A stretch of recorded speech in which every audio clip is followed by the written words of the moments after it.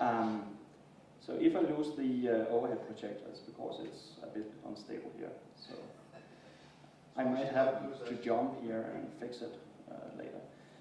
I'm going to talk about a project I did a couple of years ago called Combinatorrent. It is a BitTorrent client written in Haskell. So I did one in Erlang. This is one for Haskell. And well, let's see if I can get this to work. That'll work. So Combinatorrent is written basically for a specific Haskell implementation, which is the GSC implementation. The first check-in was in 2009, and it worked about 2.5 months later. The basic idea is that we implement something actor-like, that is, we re-implement most of the Erlang semantics via software transactional memory in Haskell. And that is a conscious decision. So there's other kinds of ways you could do this in Haskell, and that's very important. It's a very important point to make. That I'm basically copying what Erlang is doing here. There's about 4,000.1 lines of source code in there. Joe has a question. Did you do that because you had previously implemented it in Erlang? So the question is from Joe, did I do this because I had previously implemented it or in Erlang, or was it just that this? So I really like Mrs. Passing style. I really like the idea of having multiple processes messaging each other. That is a thing I really like, and I believe this is my gut feeling, this is the way to do it. And I don't really believe in the other kinds of way of doing it. So I was basically just focusing on how could I get this kind of dynamic process forming, how could I get Mrs. Passing in, and so on. You weren't an Erlang person then? I was an Erlang person at that point in time. So I did the Erlang thing first, then I did this one, and then I actually went back and redid some of the Erlang parts because of this work. So that's the I get another comment from Thomas. To put it in context, this 4,000 lines of code, is that compared to the Erlang a lot or a little? Or? We'll see. So the acknowledgements here are that this is not only my work, there are other people's in there that has done several comments in this project. So I'm going to mention them because this is the merit we use in open source, right? This is merit. So it's important to mention which people has helped you building these things. So why did I do it? Well, I have a law that says that in order to understand a system, a programming language to a given proficiency, you need to implement something in it, and it has to be non-trivial. Fibonacci doesn't count. That's basically it. And it's because priori, before you look at the language, you might be able to glean at the semantics, glean at the syntax, and say, yeah, I like that, I don't like that.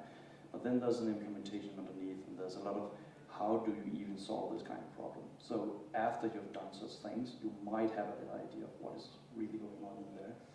And then BitTorrent is a really good problem set for doing this. So I tend to implement BitTorrent protocols for fun. So this is the amount of code lines and different kinds of BitTorrent clients. WGO out there is fake. I think it never got. So now I don't think they ever finished it, but I'm not sure. So it might be the case that they finish it. That out there is a half implementation essentially. Combinatorrent is a bit shorter than etorrent at this point in time. We added more features to etorrent, so now it's a bit higher, but that was it. The others are either C clients, C++ clients, or Python clients. There's no Java implementation on this one because it's on this one. Something is wrong there. There has to be something wrong either with the way I'm measuring it or something, because that amount of lines is more than is in the space shuttle, was in the space shuttle code. So something is wrong here. But not the same feature set. It isn't the same feature set. The reason the Java client is so large is because they do a lot of stuff in other kinds of things they have added on top of the protocol. So that's it. But I don't think that they really, had the, I think it'll still be more, even though if I was fair to them in a certain kind of sense. That they would probably be more than the others, but not so extreme, right? Yeah. Do you have another breakdown of the source of keeping the combinatorial house? How much is for protocol handling? How much is for time control? I've never done it. That takes more time, right? You have to go into the code and dig in and figure out what exactly is going on there. What's the dark blue fix there? That's because, so the dark pieces are that some of them depend on external libraries. So the external libraries are the dark pieces. Because 4 kilos still feels like it's a lot. Yeah, perhaps. So this is BitTorrent in one slide. What are you doing? Well, the first part is that you have a torrent file which provides identity and integrity for a array of bytes, essentially. So it is a fingerprint for the array of bytes. The goal is to transfer that array of bytes from some clients to other clients. It's a constant distribution problem. We need to distribute that array of bytes around the different clients. So the ones that want it needs to get it from those that has it. The second part is discovery, that either you go to an HTTP server called a tracker and you obtain a list of all the other parties that wants this thing, or you go to a distributed hash table and make the same query in order to get the information who else wants this kind of thing. And then when you have discovered the other peers, the other guys, they either has the file or wants the file, you do an exchange phase where you connect to them, run a separate binary wire protocol against them, and you use that to exchange small pieces of the whole array. And the trick here is that you essentially the basic idea is that you use the identity thing, the torrent file, to check integrity amongst these peers. So whenever you get something from them, you use that integrity thing to make sure that you actually got the right stuff. So doing this in Haskell, concurrency parallelism are two different things. They're not the same. Many people conflate the two and say that they are the same, but they're really not. The reason is that concurrency has to do with expression. How do I express non-deterministic behavior in my programs? Parallelism has to do with speed. I want this faster, I want this with lower latency, I want higher throughput in my system. And Haskell is interesting because it is essentially a research tool, and it has many different approaches to either concurrency or parallelism, or perhaps both in a combination. So they already have eval, parmo, has something called strategies, repack, accelerate are libraries that allows you to do heavyweight computation. So one of those allows you to use the GPU to compute stuff. But we're not going to use that because that's parallelism and not concurrency, and we're trying to solve a concurrency problem. So I basically jumped onto the STM system. So that is software transactions. The basic idea is that you have a transactional variable and you can operate on that atomically. So you can say I'm going, and you can actually do that for multiple variables. So you can say, read that variable, write it there, and do it in an atomic transaction. And that allows you to build channels. So now I have essentially two threads, and I have a channel between them. Now I can send messages over that channel from one thread to the other. So that is what I use as the basic primitive to build up the same actor-like. It's not really actors because you have channels, so it's more like a CSP-like construction over this message thing. And the reason I need channels is because in Haskell everything is statically typed, so I need to know the type of the channel. So that is the reason for why the dual construction of having channels is preferred to, say, the Erlang construction where each process is the thing you're messaging to. Right? So this is basically a quick overview of different threads in the Haskell thing, and it's a hypergraph that tells us whom communicates with whom. And it's not important to take anything from the picture, it's just a picture. Right? There's nothing in there you have to understand necessarily. Then, of course, since we are looking at Erlang, we have a process hierarchy that is essentially the supervision tree. Haskell has a concept of an asynchronous exception. That is, I can send an exception from one thread to another and have the other thread getting that. I use that to implement links, essentially. So in order to link two processes, I use asynchronous exceptions to make that happen. So I wrap a process such that if it crashes, then it'll send an asynchronous exception to its supervisor saying I died. So now I can begin building this kind of construction of links which I want. These two things together, the hypergraph plus the tree, is called a bigraph. And there was actually some research on bigraphs by Robin Milner, who's dead now. Robin did most of the standard ML work back in the days. And in his late years he was interested in bigraphs. And it's quite interesting to see how you can map Haskell or Erlang, actually the Erlang process semantics onto bigraphs. That is actually pretty interesting, so I'm going to mention it here. What is it that makes it cool to do this in Haskell? Well, Haskell is one of the kings of abstraction. You can write very abstract, very succinct programs in Haskell because the language is strong. It has a very strong type system. It's very expressive, and it's not a proof assistant, so you cannot make real proofs about your program, but you get fairly close. So that is, your types will now, if you exploit them the right way, encode invariants about your programs. In other words, if your program passes the type checker, there are certain classes of errors that cannot occur in the program in any way. The type zoo, which I tend to call it, is what primitive types do you have in the language, and how can you construct new types out of them. So think about Erlang's binary, their string, or the list, the integer, the float. And Haskell has a pretty strong type zoo, meaning that they have many different kind of primitive types you can use. You can build up more complex types from. And then there's a good community. And of course there's a Haskell version of the quick check, which is pretty nice. So parts of this thing here, the BitTorrent client, is actually quick checked. So the protocol parts are quick checked and stuff like that, because that is how you check that your protocol encoder and protocol decoder are actually working the right way. So another really cool part about Haskell is that this GC implementation is a state-of-the-art compiler, and it produces very fast programs. So what happens is that rather than having to need a NIF or a BIF for a lot of things, that is, rather than have to punt to a C program that does it, you can just do it in Haskell, and you can get the full speed of C in Haskell.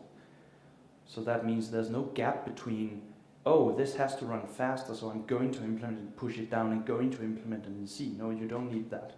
You can just implement it in Haskell, and then be sure that the compiler will optimize it for you. That is actually very helpful, because it also means that their concurrency primitives can be at a lower level, right? They can now have concurrency primitives that is a level lower, and they can hack up many of the high-level constructs in Haskell because the language is faster. So they do not need to have as big a C runtime behind it. Much of the networking stuff, much of the I/O stuff is written in pure Haskell, in Haskell. And that is an advantage. And you can utilize it as well. The other thing is that since you have a good compiler that actually optimizes for you, it means that building abstractions in your programs to understand them better, that's easier. And the price tag for doing so is not as high as it would be in say, Erlang.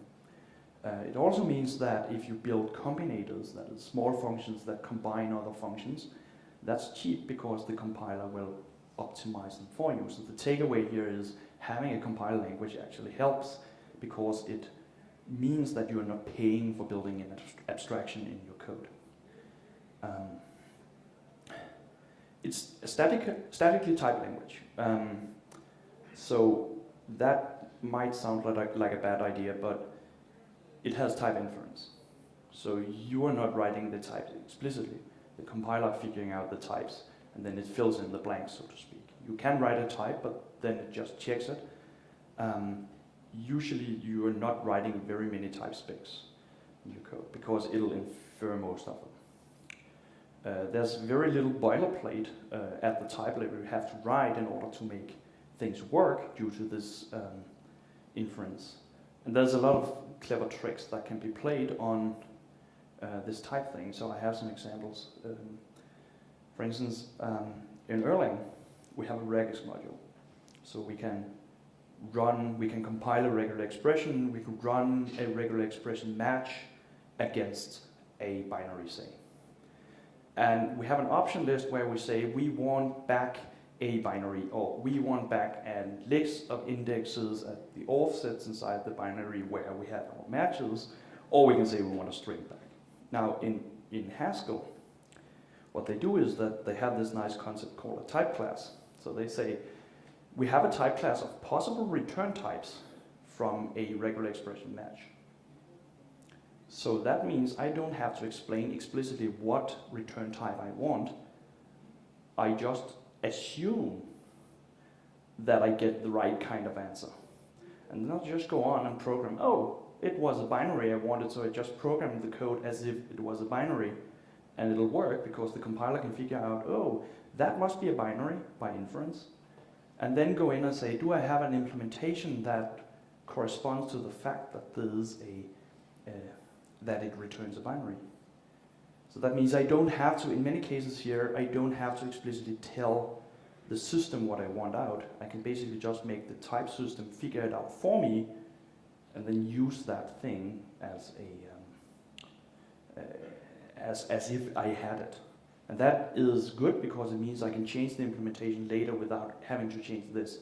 If I decide that, oh, I didn't want a binary, I wanted a string instead as the match output, I could just use a string there, and I didn't have to change any part of the other part of the code. It would just work because the compiler would figure out, oh, he's requesting another type, so I need to use this kind of construction instead.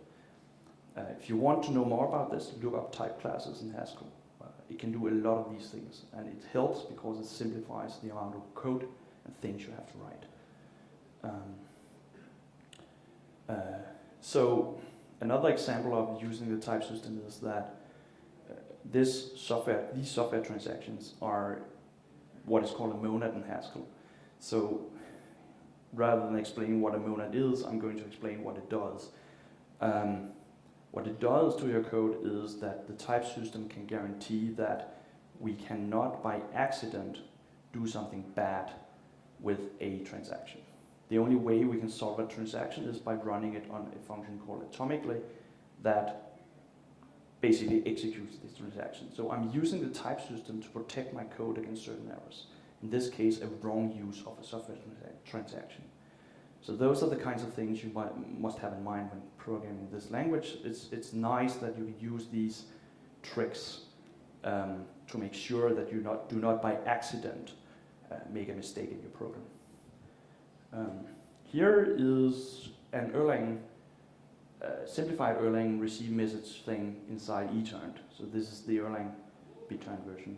So essentially what it does is it decodes a message on the wire between two peers.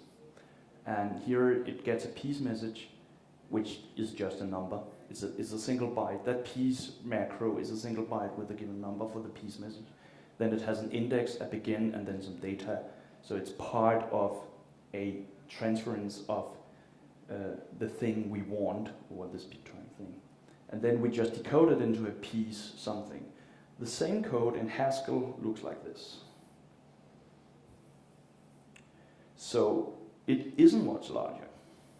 It's about the same size. Okay, we need to decode the first piece explicitly first, and then if it's a 7, it must be a piece message. So the thing there says, construct me essentially the same as this thing here says, construct me a piece tuple where the first element is a 32-bit word, the second element is a 32-bit word, and then I have all of the remaining stuff there. So this essentially constructs, it both decodes and constructs the thing in one go. Now, what it is, this is the interesting thing. That thing is known as an applicative functor. So it turns out that parsers like these can be written as parser combinators. Parser combinators can be made such that they fit into a specific scheme. And that structural scheme is known as an applicative functor. So essentially, if we look, let me get back. That operator there, and the operator there, and the operator there, they are part of an applicative functor. They're rules, they're operators on applicative functors. So this thing works. They are like an abstract. They are abstract operators that work on all applicative functors. So as soon as you know what they mean structurally, you can use them in any applicative functor in your program. So it's a vast generalization of what this program does. And here they're used for parsing, but you can use them for all kinds of other things. So that is a very nice abstraction, because to the seasoned Haskell programmer, when he sees this, he knows exactly what is going on. Because he knows that, oh, that is an applicative, and it must have these kinds of structure, that kind of structure which it operates on. So, I can just, and then everything is way easier because you have some prior knowledge about what this code does. Another interesting thing is that if we go back to this thing, the Erlang version, there's an implicit assumption that what we get is a binary. Because we're pattern matching on a binary, so it must be a binary we got in here. This thing has no assumption that it is a binary. It could be a binary, but it could as well be an I/O list. And in fact, this thing works on I/O lists, or the equivalent of an I/O list. So I can work with any kind of data type for which this matches and works, and I don't have to change the code. The code stays the same, but I can use it in an I/O list context if I want. And that is very neat. And you don't get that in Erlang. You cannot get this thing in Erlang. You have to change, you have to run an I/O list to binary on it first. Now it's a binary, now I can match. But that means copying. That means extra work. Here I can just work directly on the I/O list because I can hide the fact that I'm working on an I/O list, and I do not need a copy. So there's something here. I think if you took Richard O'Keefe's abstract patterns proposal and implemented that fully, you would get this. But that's just a guess I have. So there are venues out of it, but make sure that there. You could write it differently, but then exactly. So there are different ways of writing it that might solve it, but still, there's some kind of limitation here. When I do a binary pattern match, it has to be on a binary. This thing you can write an applicative function that works on JSON structures, or another kind of input that it doesn't have to be a binary. It could be a string. Do binary pattern matches in strings, why not? That kind of makes sense, right? So that's possible in Haskell, but it's much harder to pull off in Erlang because it does not have the same kind of expressive machinery. And that is kind of like the problem. So I got through most of these. So monoids. I was going to give a monoid example because monoid examples are cool. So monoid is a mathematical definition. It's what it is it is a set and then some operator that operates on the set. The operator must be associative, meaning that the order of the parentheses doesn't matter. There must be an element E in the set which we call the neutral element, and it must have the property that if we use the operator with neutral element, it really is neutral with respect to the operator. So a good example is if I have two strings and I concatenate them. So the set of all strings and the concatenation operator forms a monoid, because if I have two strings and I concatenate them, I get a string. And the empty string is now the neutral element here. Because if I concatenate the empty string to any string, I get the string. So that matches that. Another example is the integers and a plus, because 0 is now the neutral element. If I add 0 to anything, I get. Yeah? I think it's supposed to be that it's closed under that operation as well, but that's implicit by the saying that it's element of. So it's so many years since I did math, right? You're right. If you should be really precise. You should say that the operator is closed under the set. It might be implicit, yeah, because you run the operator on, yeah. Just keep on, this is good. I like Haskell. So here's an example of how I use it in Combinatorrent. This is yet another expression example. So what you do is when you do a handshake against a peer, you get a list of extension numbers. You get a list of extensions that the foreign peer support, and then you handshake, and now you are in sync with what extensions are supported, and they are numbered. So what you want to do is you want to use the right extensions for this communication. So what you could do is you could map each number to a record, which I call F1, F8, F17 here. And those records contains, so they are records, like Erlang records, they contain functions. And each function in there is a hook function. Meaning that at certain places in the standard code flow, I would say, here is a hook place. Go to this record, go to a record, look up the function there, and apply it in that hook place. So essentially that is the first thing. I'm mapping these numbers to a set of records. And then I have a pairwise composition of these records. If I have a record here with functions, I have a record here with functions, I can compose those two records by saying, if I have F here and G here, I can do F composed with G, and that is now my new record. So there's a way by which I can take such two extensions and compose them. And that's just the pairwise composition inside the records. And there is an identity record that basically has the identity function in all hook points. So the set of all these extensions plus the composer forms a monoid. So what I do in this client is I say, okay, fine, I'm handshaking. I get a list of numbers, which is the list of extensions. I map my record construction onto it, and I run this mconcat, which basically says use the monoid's composer function. And now I have configured that particular communication such that it works for exactly the right kinds of extensions. And it's very easy to extend, because as soon as I have the new number implemented as if something, I have support for that extension as well. I do not have to go in and change the main flow code at all in order to add extensions to this client, which is pretty nice. So every time I have a new extension, it's orthogonal to the code I already wrote. I don't have to change that at all.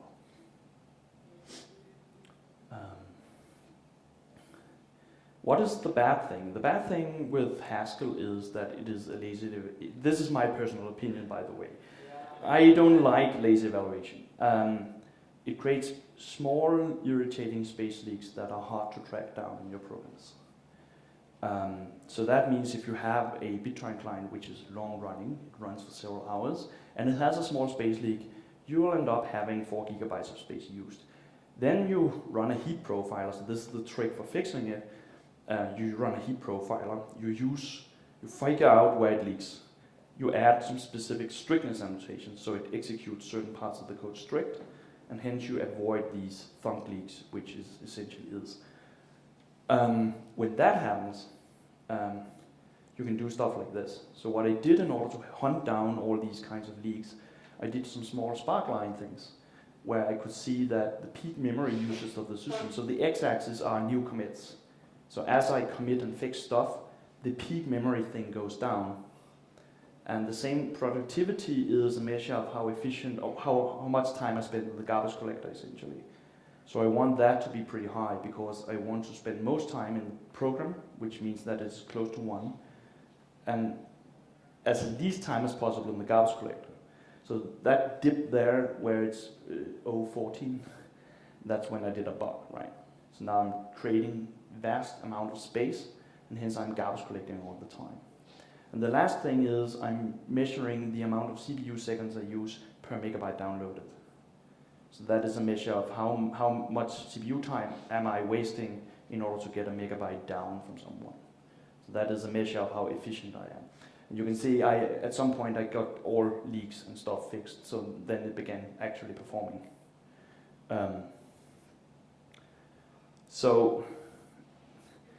you can say another problem is that there are some stability problems. I think that Erlang, compared to Haskell, Erlang is a much more stable platform.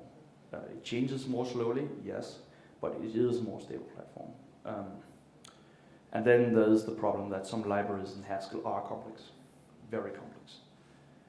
So that it's hard to actually understand how to use them. It takes time understanding a library and how to use it, and that is not necessarily a good thing. So performance measures. So after 2 months of tuning on and off, more or less, I got it down to the numbers I showed before. And I went back and thought, well, I have an Erlang client, right? It's unoptimized, but let's do a performance check. Let's do a benchmark. And they're about as fast as, they're about equal in performance. So there is something in my approach perhaps that could be made or chosen better, or Erlang is just a very good platform when you are doing massive communication. I think that's not unexpected because all the applications doing is I/O. So it's I/O bound and all. Yeah, so what Joe is saying that it's not unexpected because most of it is I/O. So another way you could see this is that since they are mostly balanced out to each other, it means that actually Haskell's I/O implementation is roughly the same as Erlang's, or they are around the same ballpark in performance, at least for this. Though one should remember for BitTorrent actually there is a considerable CPU binding. It's not entirely CPU bound, but there is a lot of computation you have to do all the time. Because whenever you receive 16K, you have a new computation to make. So it isn't like in an HTTP server where you can just basically push all the work to the kernel and then forget about it when you have send file. You cannot do it here. You have to interact and do recomputation all the time. And then actually after that I optimized some of the Erlang parts, and now the Erlang version is faster. So this, and here we're not really measuring. So I'm on a crappy ADSL line when I'm testing this. So I'm not being bound by disk, which is normally the thing that binds you in BitTorrent clients because you have a lot of random seeks. And I'm not being bound by I/O because an ADSL line cannot provide enough to bind me. So what's left is how much CPU time am I actually using. And the funny thing is I'm using roughly the same amount of CPU time. So I don't know if I could interpret it in a different way, but that's what I see at least. So some lessons learned. Take laziness serious from the start, because I didn't in Haskell at least. If I had taken it serious from the start, I would probably have begun laziness testing much earlier, and that would have meant that I would have had less things to focus on so it would be, I would make a change, and then I would look to that change and say, if there's a leak, it's probably in my recent change, right? So that would have been easier to do. And then be careful when choosing libraries. The reason is that before I did this, standard ML, this old ML language, has an extension called concurrent ML, and there's a concurrent ML implementation for Haskell, so I thought, use that. But it turns out that implementation had a lot of problems. So I was forced to change to this STM model instead.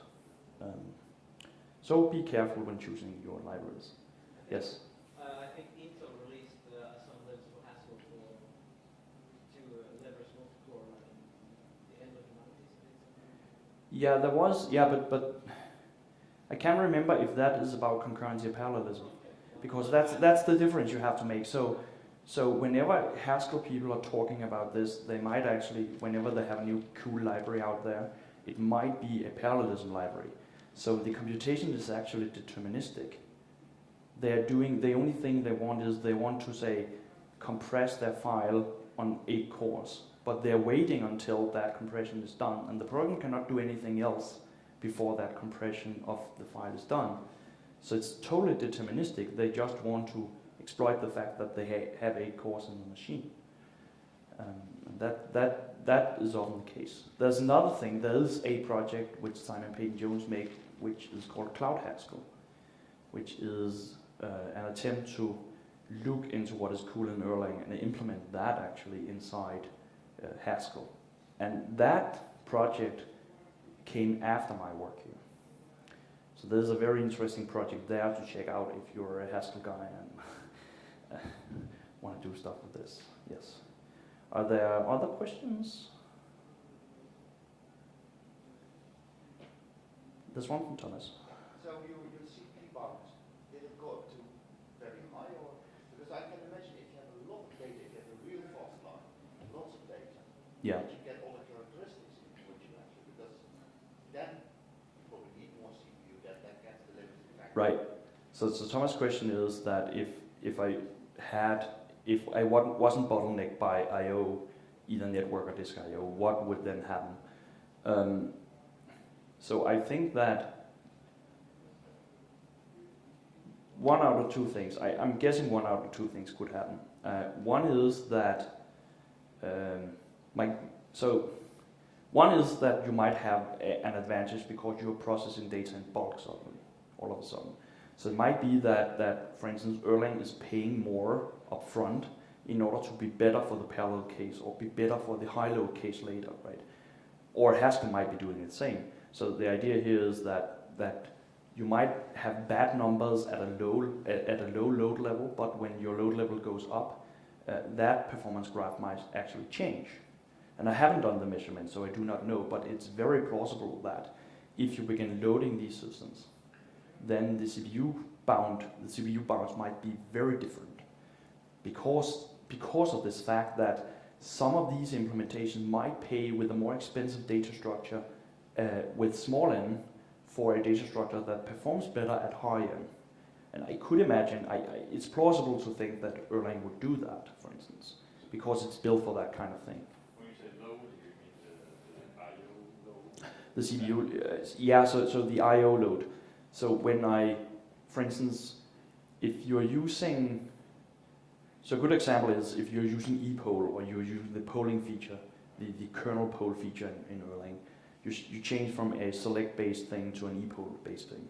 And the difference there is that the select-based thing actually performs pretty well if you have a lot of sockets out there where there's data on all of them. But if most of those sockets are stale, idle, and are doing nothing, then epoll wins by a large margin over this construction. Because it only gives you, with select you have to check everything. So if most of them are active, that's okay to check everything.